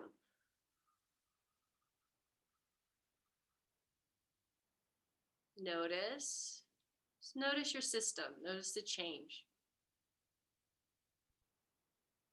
Let's do it again. Inhale, heart. Press. Let's do it really hard. Press, press, press, press, press, press, press. You're lots of resistance. Press, press, press. Muscles, muscles, muscles, muscles, muscles. Feel everything. Oh, feel your back, muscles. Back to the heart. Press, press, press, press, press, press, press, press, press, press, press as though there's a wall and you're pressing, and as you press the wall, it's moving you backwards. You're pressing so hard it's making you shake. Press up, press up, press up, press, press, press, press, press, press, press, press, press, press, press. Lift, lift, lift, lift, lift, lift, lift, lift, lift, lift, lift, lift. Back to the heart. Anchor it down. Press, press, press, press. Good. Now do it soft. Heart. Just energy. Press out. Heart. Relax the shoulders. Smile into it. Forward. Almost like it's so easy. So easy to create space. So easy to say no. Lift, lift, lift. So easy not to take on what others want us to take on. Give it back. Heart and press down, just gently anchoring down. And then notice again. And bringing the hands to the heart, like you were at an offering tray. And then lifting the hands up. Lifting up at that 45 degrees where the guides and teachers are above you. And then opening that wide so that you're like a beautiful cup, like the Holy Grail. And just opening, like feel the shoulder blades tucked down and back. So the shoulders are soft at the top. So that what's holding you up, it's almost like your back, the lower back is holding you up more than your shoulders. Don't use your shoulder muscles. And just feel that your fingertips are being held up by strings to the divine. And then that you are allowing beautiful golden light to rain down upon you, filling you all the way from the bottom to the top. And smile into that. Smile into the receiving. And then gather the arms and the hands, and then just bring that down the body. And as your hands go over your body, you're just receiving even more light, more love, more nurturing energy. And then lift up again, lift, lift, lift, lift, lift. Receive, and then draw it down. And as you do that long, slow exhale,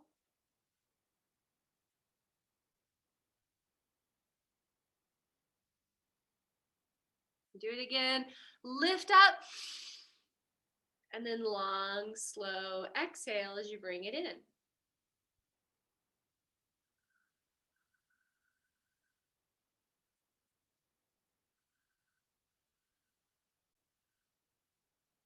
And then just notice.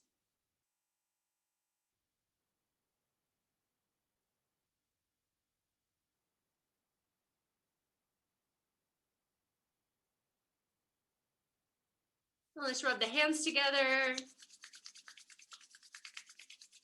And then just rub the face, the head, back of the head, the neck, the heart, and the kidneys, and down the legs. And again, rub, rub, rub, rub, rub. And rub the face, and the head, the neck, the heart, the kidneys, and the legs. Okay. And then just a nice bow to the practices and the teachings and all of the wisdom holders and the practitioners, all of us.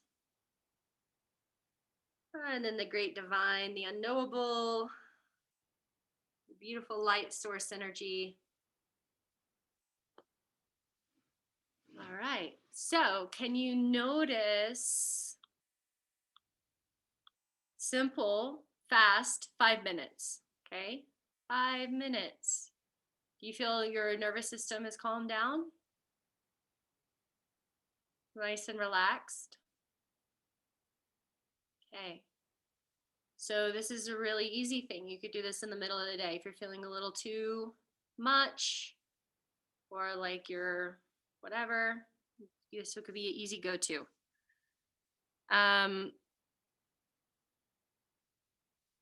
Great. All right, you guys. So integration will be up tomorrow. Integration's fun. I love the integration module.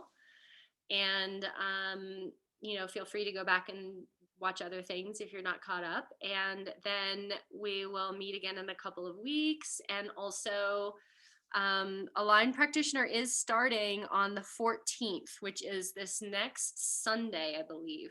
I think. Is it? Yeah. Next Sunday. Our first call will be on the 16th. So if you are interested, if this is calling to you, if you need to talk about it, let me know. If you want to just sign up, you have a coupon. So if you lost that, let me know. If you have any questions, let me know. If you know anybody else who'd be a great fit, you know, make the connection. And I think that this is a great next step so that you guys can be continuing on getting your work out and organizing around what that's going to look like and what you need support on, what kind of systems you want to create, you know, where you feel like you're getting stuck on getting your message or your work out, you know, stuff about money, stuff about programs, stuff about, you know, what kind of structures and systems are needed. And then of course, we're going to always also be working from the perspective of what are our values, our ethics, our vision, our intentions, our creative life force that we're putting through this. And then also there's going to be energy work practices in this too. So it's going to be epic and amazing. And I'm super excited for it. And so I'd love to have you continue and join and continue working with me. And if it feels like a struggle, let me know. And like, feel free to send me an email about it. Otherwise, thanks to Connie for asking the question about the somatic work. I think that was really fun, right? And it was a lot of stuff to think about and work on. So I want everybody, as you're doing your practices, whether it's my practices or some other practices or whatever, start to, or like in the middle of your day, adding in some of these pieces and looking at like, what is this actually reorganizing in me? And isn't that interesting? Isn't that interesting that this is reorganizing something really deep inside of me? I'm really interested to see, Laura, how you move through this work as you're integrating this with some of the other, you know, coaching program that you're doing and the other embodied work that you're doing. You know, how Lena is using this in combination with the work that she's doing in this very embodied way. You know, how are we looking at this coming from our different unique selves and unique modalities that we're creating? What's the integration of this? So that's our next focus, is on how is all of this integrating into me and my work, and what does that look like? So it's a really exciting time to be making those questions of how does this stuff fit for me? Okay. All right, you guys are amazing. I love you. You're incredible. I'll see you soon, and have a great rest of your weekend. Thank you. Thanks for Thank tonight. you. Thank you. Same to you.